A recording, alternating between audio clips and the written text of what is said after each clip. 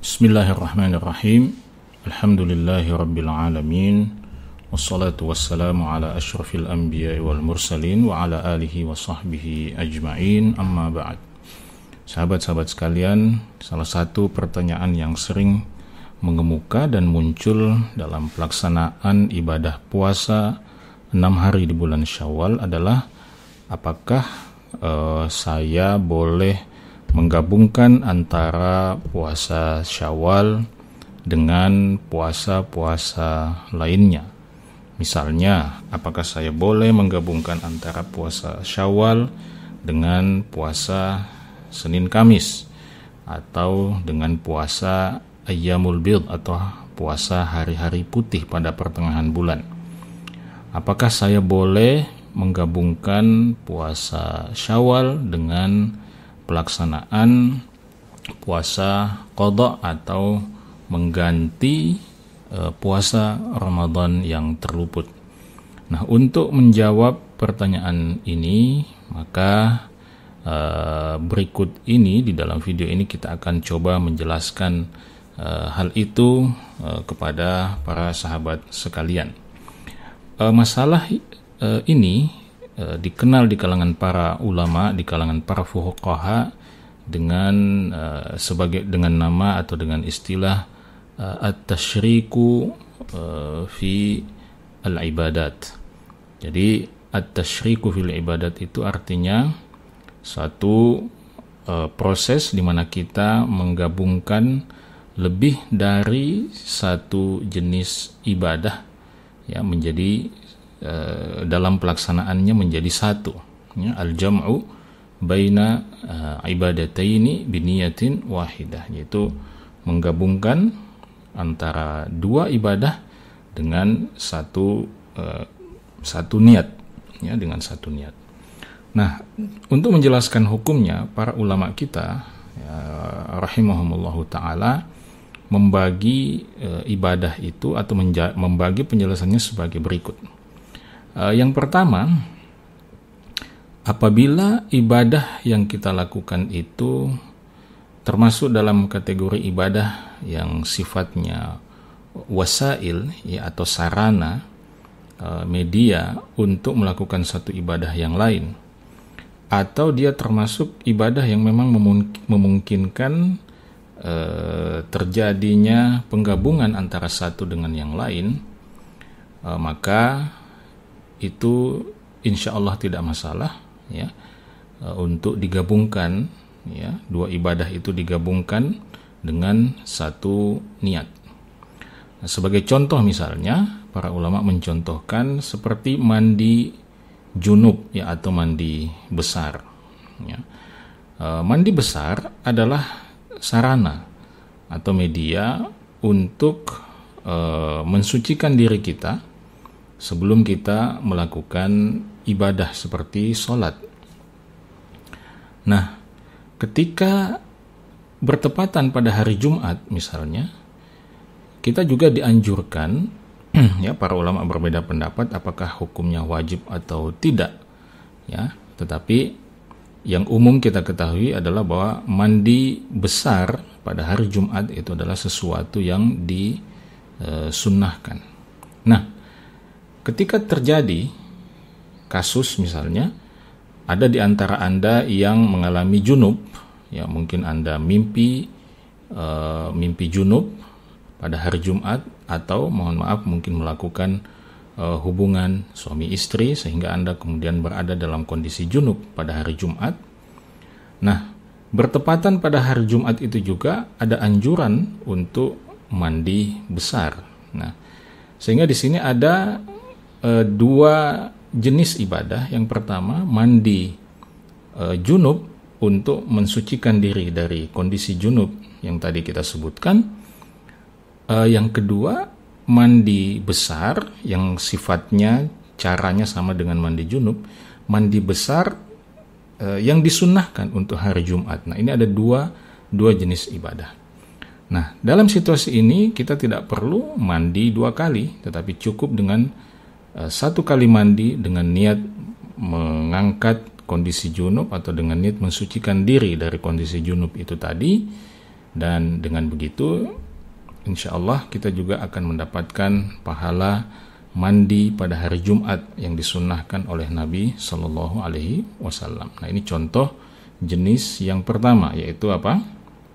Ibadah yang termasuk dalam kategori wasilah ya, atau sarana untuk melakukan ibadah yang lainnya. Nah, yang kedua, apabila ada dua jenis ibadah, salah satu dari jenis ibadah ini adalah ibadah yang memang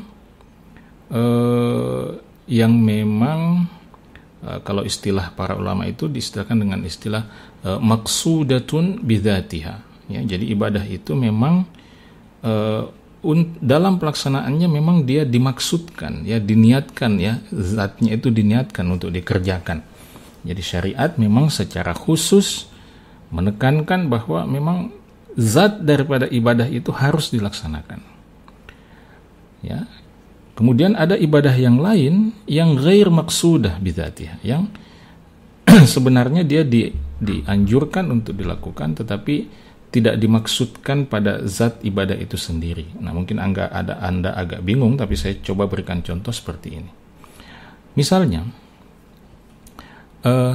ada hadis Nabi Shallallahu Alaihi Wasallam yang menjelaskan kepada kita bahwa janganlah seorang dari kalian duduk, ya, ketika masuk ke dalam masjid, ya, janganlah duduk sampai kemudian dia mengerjakan sholat, ya, sampai dia mengerjakan sholat yang kemudian kita kenal dengan istilah sholat tahiyatul masjid.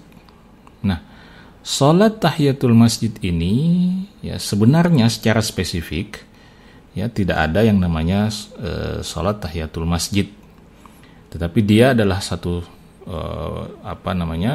satu sunnah dari Nabi kita Muhammad SAW, bahwa kalau kita masuk ke dalam masjid, maka kita dianjurkan untuk tidak duduk sebelum mengerjakan sholat, ya, sebelum mengerjakan sholat 2 rakaat.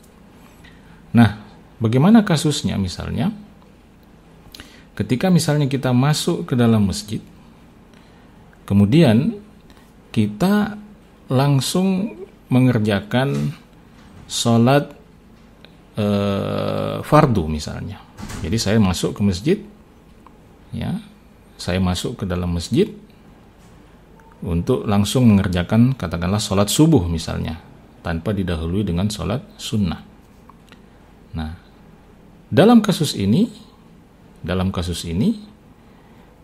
kita sebenarnya telah melakukan sholat tahiyatul masjid ini. Ya, kita sudah melakukan sholat tahiyatul masjid ini. Kenapa? Karena para ulama mengatakan tahiyatul masjidi ghairu maqsudatin bidzatiha. Ya, salat tahiyatul masjid itu sebenarnya tidak dimaksudkan zatnya tahiyatul masjid itu, tidak, tetapi yang dimaksudkan dari salat tahiyatul masjid itu adalah bagaimana kita, ya, sebagai seorang muslim ketika masuk masjid itu jangan langsung duduk, tetapi mengerjakan salat dulu. Ya. Nah, kalau kita ingin mengerjakan sholat sunnah, maka itulah yang menjadi tahiyatul masjid kita. Kalau kita masuk ke masjid dan kemudian langsung, katakanlah misalnya mengerjakan sholat fardu misalnya, ya, misalnya sholat subuh atau sholat duhur misalnya, maka sholat fardu yang kita lakukan itu sudah dianggap sebagai satu bentuk pelaksanaan juga terhadap anjuran Nabi Sallallahu Alaihi Wasallam itu untuk tidak duduk sebelum kita mengerjakan sholat. Nah, jadi di sini kata para ulama ini adalah dua jenis ibadah yang berbeda. Yang satu memang dimaksudkan zatnya, yaitu sholat fardu misalnya, dia memang secara zatnya sholat fardu itu kita harus melakukan sholat fardu itu. Lalu ada sholat yang tidak dimaksudkan, ya, secara zatnya itu, yaitu sholat tahiyatul masjid. Nah, jadi kalau kita masuk ke masjid, kemudian kita langsung mengerjakan sholat fardu, ya, maka sholat fardu kita itu pun sekaligus menjadi sholat tahiyatul masjid kita. Ya, jadi ini contoh yang kedua. Nah, poin yang ketiga atau kasus yang ketiga, kalau terdapat dua ibadah yang masing-masing ibadah itu adalah ibadah yang maqsudatun bidzatiha. Ibadah yang memang masing-masing ibadah itu secara spesifik, secara khusus kita diperintahkan atau dianjurkan untuk melaksanakannya. Ya. Contoh, misalnya kita dianjurkan untuk mengerjakan secara khusus mengerjakan sholat sunnah rawatib. Sholat sunnah apa? Rawatib. Kita juga diperintahkan untuk mengerjakan sholat fardu. Nah, apakah boleh misalnya saya masuk ke masjid mengerjakan sholat 4 rakaat, dan dengan satu kali sholat 4 rakaat itu saya berniat untuk mengerjakan sholat sunnah rawatib zuhur dan sholat fardu zuhur sekaligus. Boleh atau tidak? Jawabannya tentu saja tidak boleh. Kenapa? Karena sholat sunnah rawatib zuhur itu maqsudatun bidzatiha. Dia secara spesifik ada anjuran untuk melaksanakan yang namanya sunnah rawatib qabliyah zuhur. Salat fardu, salat wajib zuhur itu juga ada perintah khusus spesifik bahwa kita harus melakukan salat zuhur. Sehingga dalam situasi ini tidak boleh kita menggabungkan pelaksanaan antara salat zuhur ya dengan salat rawatib, salat sunnah zuhur. Ini tidak boleh digabungkan. Masing-masing harus berdiri sendiri, masing-masing harus dilaksanakan secara sendiri-sendiri. Contoh yang lain. Pelaksanaan puasa wajib. Ya, pelaksanaan puasa wajib. Ya, puasa wajib itu bisa wajib karena kita memang waktunya untuk puasa Ramadan di bulan Ramadan misalnya. Nah, bolehkah kita menggabungkan pelaksanaan puasa bulan Ramadan ya dengan puasa 6 Syawal misalnya ya. Misalnya di bulan Ramadan sekaligus kita misalnya meniatkan, atau tidak usah puasa Syawal, di bulan Ramadan ketika kita berpuasa Ramadan ya, pada pertengahan bulan Ramadan misalnya, atau pada hari Senin atau pada hari Kamis, bolehkah kita melaksanakan itu dengan dua niat itu sekaligus, bahwa saya puasa Ramadan sekaligus ini bertepatan pada hari Senin atau hari Kamis? Jawabannya tidak boleh. Ya, karena masing-masing ibadah ini maqsudatun bidzatiha. Puasa Ramadan memang secara khusus ada perintah untuk melaksanakan puasa Ramadan itu, dan puasa Senin Kamis juga ada anjuran khusus untuk melakukannya. Ya, atau contoh puasa wajib yang lain misalnya adalah puasa mengganti hutang, ya, mengqadha puasa. Ya, kita berpuasa dalam rangka mengganti hutang puasa Ramadan kita. Ya, dan misalnya itu kita lakukan di bulan Syawal. Nah, puasa Ramadan maqsudatun bidzatiha. Puasa Ramadan itu ada perintah khusus spesifik untuk melaksanakannya. Puasa 6 hari di bulan Syawal juga ada dalil khusus, ada nas khusus yang secara spesifik menyebutkannya.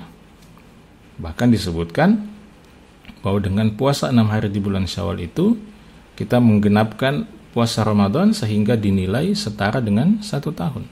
Nah, apakah boleh saya berpuasa mengganti hutang Ramadan sekaligus dengan niat berpuasa 6 hari di bulan Syawal? Jawabannya tentu saja tidak bisa. Kenapa? Karena masing-masing dari dua ibadah ini adalah ibadah yang independen, ibadah yang secara spesifik kita diperintahkan untuk melaksanakannya. Ya, maka tidak boleh digabungkan karena ya kalau istilahnya di dalam bahasa Arab, kullu ibadatin mustaqillatun 'anil ukhra. Ya, setiap ibadah independen, berdiri sendiri dari yang lain, maqsudatun bidzatiha. Masing-masing memang dimaksudkan oleh syariat kepada kita untuk melaksanakannya. Ya, jadi puasa Ramadan, pelaksanaan puasa Ramadan ya, atau pembayaran hutang puasa Ramadan itu harus berdiri sendiri. Ya, pelaksanaan puasa Syawal juga harus berdiri sendiri. Ya, harus berdiri sendiri. Nah, ini berbeda kasusnya ketika misalnya puasa Syawal itu bertepatan dengan hari Senin atau pada hari mutih. Ya. Ya. Meskipun masing-masing ada anjuran khususnya, tetapi kedua-duanya adalah sama-sama ibadah yang sifatnya sunnah. Ya, sehingga kita berpuasa Syawal sekaligus meniatkan mudah-mudahan bisa juga mendapatkan puasa hari Senin atau hari Kamis atau pada hari-hari pertengahan bulan. Nah, karena itu kemudian para ulama sendiri kemudian berbeda pendapat apabila ada orang yang berpuasa dengan niat mengganti hutang puasa Ramadan sekaligus meniatkan untuk puasa 6 hari di bulan Syawal, apakah pelaksanaan puasanya itu dihitung sebagai qadha, sebagai pembayaran hutang, atau gugur, ya, pembayaran hutang itu digugur dan hanya dianggap sebagai puasa sunnah, atau bahkan ada yang mengatakan dua-duanya malah nggak jadi sama sekali. Jadi pembayaran hutang tidak jadi, tidak sah, pelaksanaan puasa sunnah juga tidak sah. Nah, ini 3 pendapat di kalangan para ulama. Ada yang mengatakan dia sah sebagai pembayaran hutang, ada yang mengatakan dia sah, puasanya sah sebagai puasa sunnah saja,